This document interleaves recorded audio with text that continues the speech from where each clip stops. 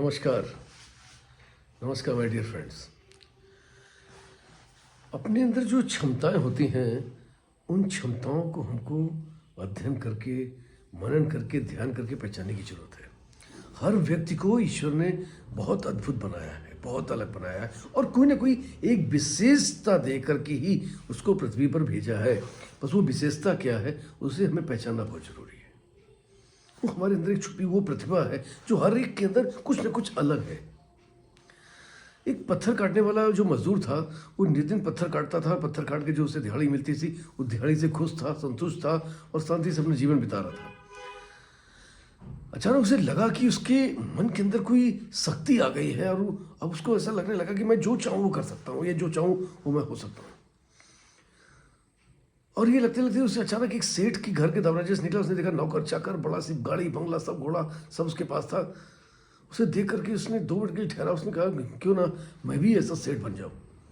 और जैसे उसने विचार किया तो वो ऐसा ही सेठ बन गया। उसके पास भी गाड़ी घोड़ा सारी चीज़ें वैसी ही एटीट्यूड आ गई। वो ठाठ से रहने लगा, आराम से रहने लगा। लेकिन उसने एक बार एक सेनापति जी को जाते हुए देखा। उनके साथ पूरी सेना चल रही थी और बड़े बड़े सेठ जो नगर के थे वो सेनापति के सामने सर झुका रहे थे। उसको लगा अरे वाह, ये तो सेनापति इससे ज़्यादा ताकतवर है, तो क्यों ना हम सेनापति ही बन जाए।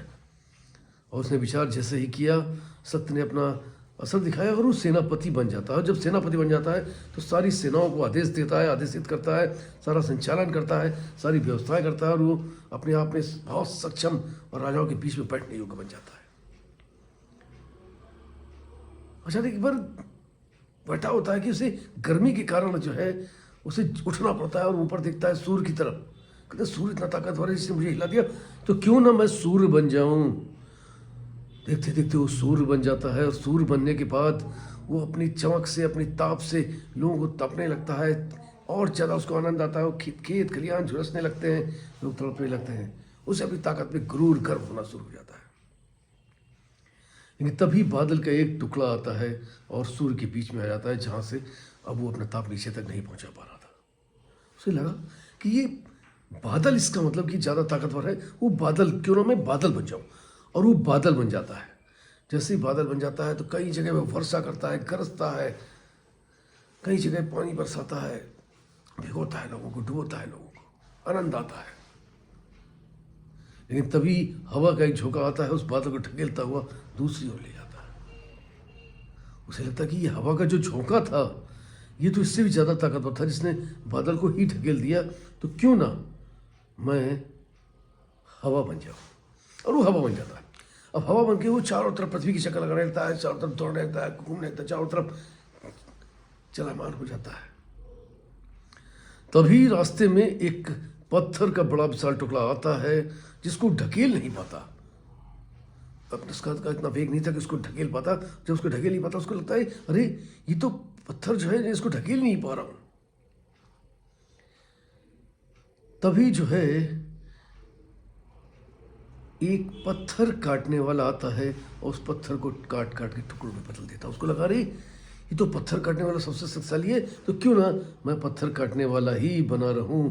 जैसे ही वह सोता है तो वैसे ही उसकी नींद खुल जाती है और वो स्वप्न भंग हो जाता है, स्वप्न टूट जाता है। दोस्तों, असीम शक्तियां हैं आपके अंदर।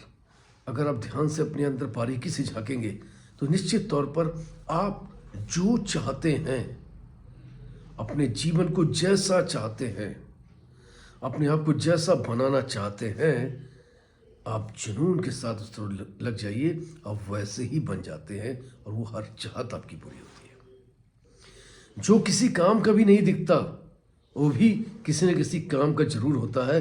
किस काम का है ये पहचानने की जरूरत है। तो wish you all the best. Thank you very much everybody. Love you all. फिर मिलूंगा किसी प्यारी कहानी थॉट के साथ आपको दोस्त। तब तक के लिए नमस्कार। आपका दिन शुभ हो।